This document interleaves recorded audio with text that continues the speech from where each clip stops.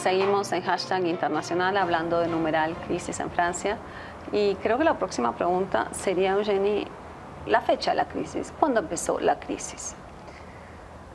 La verdad, François Hollande empezó con un capital político no muy alto, porque ganó la presidencia, pero realmente él ganó la presidencia porque la gente votó más que todo en contra de Sarkozy. Los franceses ya no querían más de Sarkozy y François Hollande ganó la presidencia presentándose como el anti-Sarkozy, ser un presidente normal, que va a ser un presidente respetable. Él dijo, yo voy a ser el presidente de una república ejemplar, refiriéndose a Sarkozy como una persona que no había sido exitoso en su política económica ni política social, que había vendido su vida privada a los medios de comunicación. Entonces él dijo, yo voy a ser una persona respetable. Y finalmente su política económica no dio resultados muy rápidamente nos dimos cuenta que su política económica no estaba funcionando. Entonces hubo varios cambios y la llegada de Manuel Valls con una mano dura en el gobierno que mandó un mensaje de, bueno, eso es austeridad, vamos a recuperar la economía, le vamos a dar mano duro a todo eso, sabemos que Europa no está funcionando, pero nosotros vamos a reaccionar. Y estos cambios de tono, estos cambios de gobierno, estos cambios de mensaje, hizo que el presidente mandó un mensaje que es bastante confuso.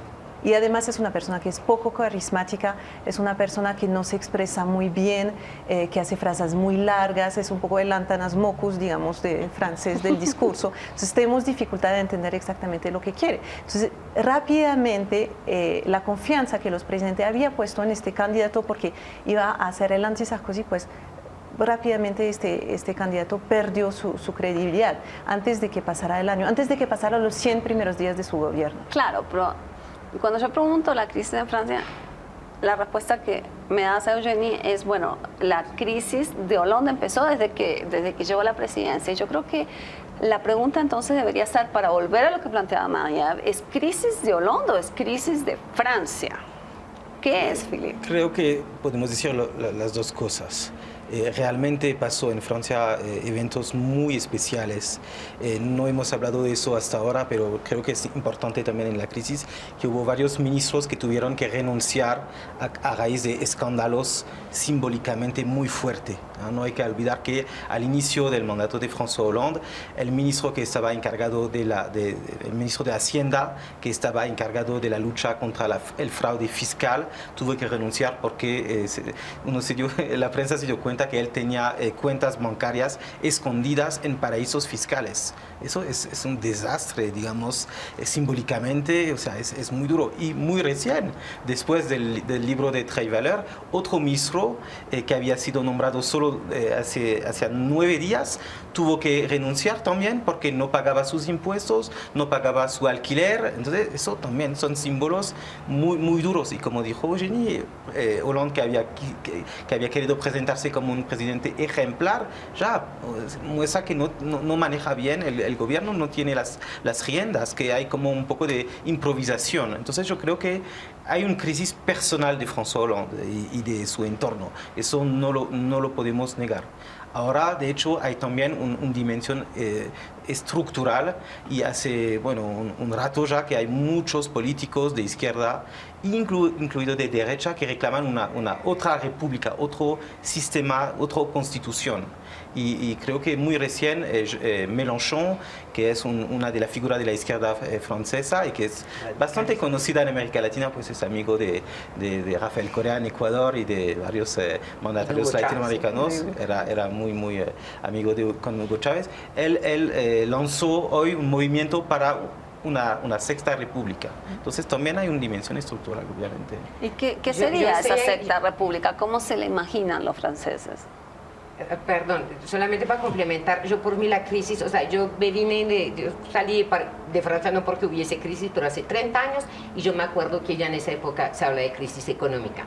Desde el final desde el 75, cuando el primer choque petrolero y esta crisis económica, hay una percepción en Francia de un país que no logra adaptarse a los retos de lo que hoy en día llamaríamos la globalización. Cómo esta globalización, cómo ser competitivo en una economía cada vez más internacionalizada, lo podemos hacer sin perjudicar los fenomenales derechos sociales que hemos adquirido, ¿sí? O sea, y eso sí es un problema, digamos, que de fondo que es de años atrás y que ha sido y que se va, digamos, superponiendo a una realidad política. Yo en el 81, cuando ganaron por primera vez los socialistas en Francia, después de 40 años de gobierno de derecha, fue una inmensa esperanza de cambio.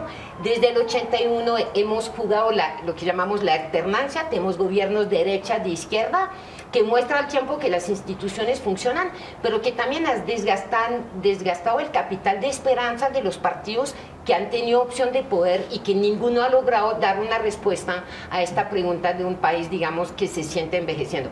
Ahora, yo creo que toca relativizar la crisis en Francia también. Yo leí un artículo de una portuguesa hoy que decía, hola, díganles a los franceses que viven en el paraíso.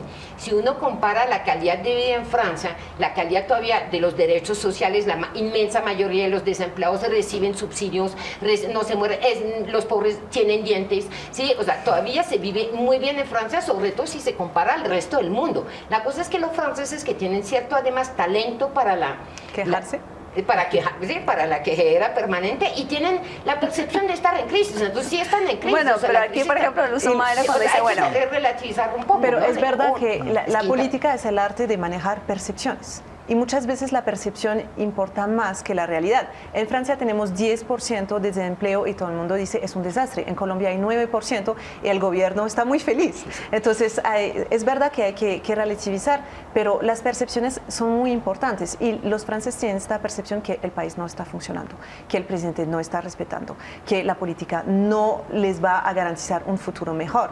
Y entonces hay un pesimismo ahí ambiente que es grave, porque es solamente percepción, pero seguramente es lo que va a permitir a la extrema derecha fortalecerse y posicionarse como una nueva fuerza política, la tercera fuerza política del país. Y cada vez que tenemos elecciones, siempre la extrema derecha está subiendo. Y eso es un problema real. Bueno, eso obviamente, claro. Aquí claramente lo que están diciendo, quien nos está viendo, quiénes son los grandes favorecidos de esta crisis de Hollande. ¿Hasta dónde puede llegar el crecimiento de la derecha?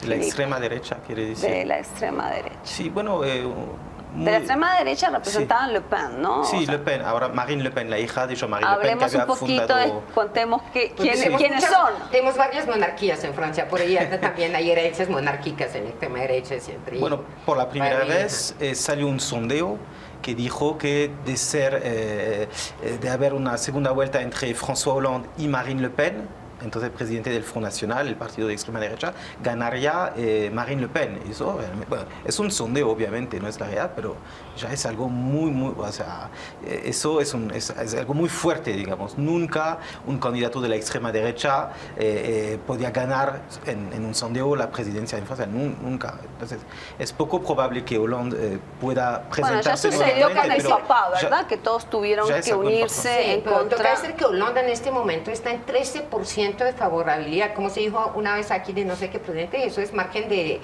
error, o sea, ya no es un apoyo, es margen de error lo que tiene, o sea que cualquiera le gana a Hollande, pero es cierto que uno ha visto, o sea, yo lo mismo cuando me fui de mi país hace 30 años, es que el papá Le Pen era el hazme reír, estaba en el 1.5% y no tenía credibilidad alguna, y ya en las últimas elecciones europeas pues nació el primer partido, en elecciones muy poco votadas.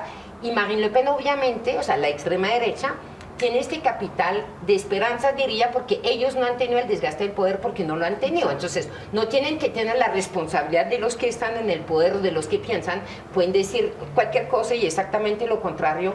Y tienen en este momento, son los únicos que pueden decir, vamos a llegar por primera vez al poder. Entonces, sí fascinan a buena parte de los electores que ya no encuentran en ninguno de los partidos de la alternancia una opción. Pero para es una expresión de protesta, estos sondeos en los que aparece Marine Le Pen liderando en una segunda vuelta. ¿Son una expresión de protesta para mostrar o realmente peligro de que ganen? Porque ya lo hemos visto en el pasado con el papá de Marine Le Pen, en que frente a la alternativa de que sí pudiera ganar la extrema derecha, las fuerzas políticas antagónicas se unieron en contra.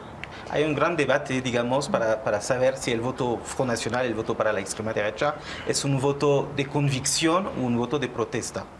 En algún momento el resultado es el mismo, ¿no? Sí, el problema es que la dinámica del voto es esencialmente un voto de protesta, es cierto, pero las consecuencias políticas van a ser muy grandes. La mayoría de los electores del Front Nacional no conocen ni siquiera el programa, solamente quieren decir, estamos hartos de lo que pasó izquierda, derecha, que no está brindando soluciones, entonces intentemos la extrema derecha porque además tiene un discurso que es muy populista y que la gente recibe muy bien. En algún momento dijeron, mire, muy fácil, tenemos 3 millones de desempleados y tenemos 3 millones de inmigrantes, pues hagan la cuenta, sacamos los inmigrantes y ahí no tenemos más desempleo.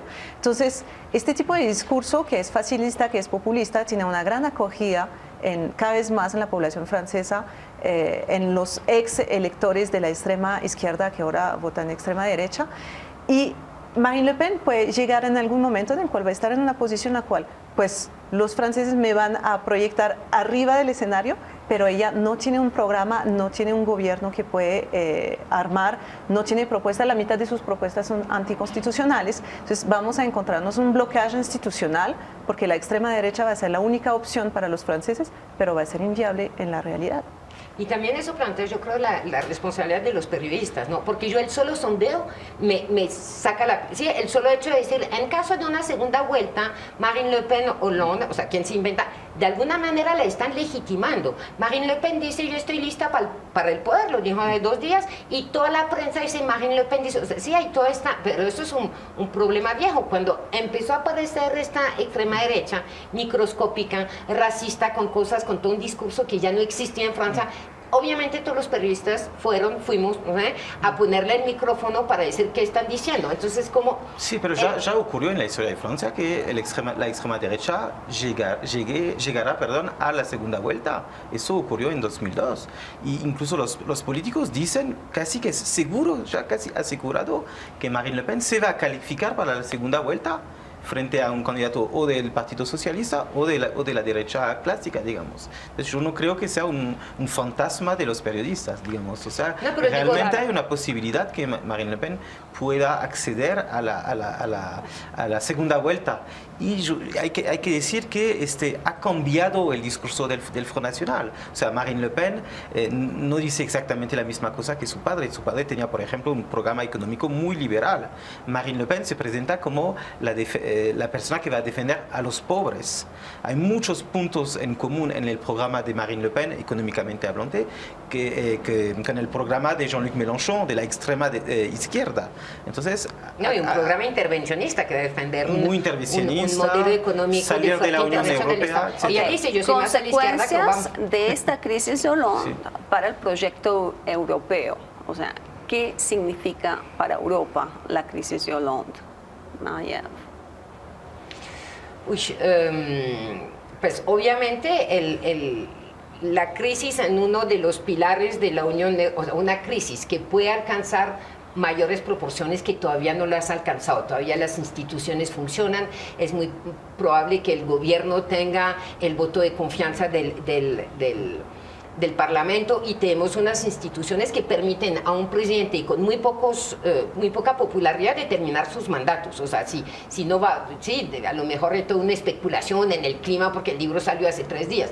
En una semana ya nadie compra este libro y muchas cosas a lo mejor vuelven a calmarse.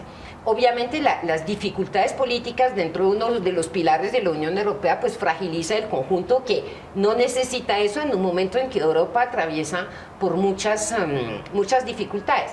Parte a la pregunta de decir por qué Francia no le va tan bien en esta etapa de la globalización, por qué Francia no es competitiva, por qué Francia tiene migrantes, o sea, todos los problemas de Francia.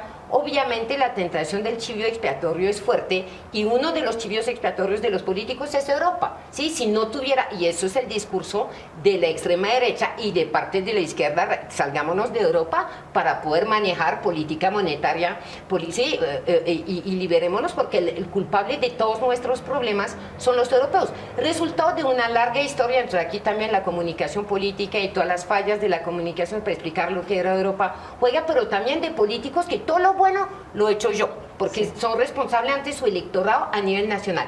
Y todo lo malo lo hizo Bruselas, lo hizo la Unión Europea. O sea, hay todo un juego que contribuye a deslegitimar la institucionalidad europea y en momentos de dificultades de crisis con mayor razón.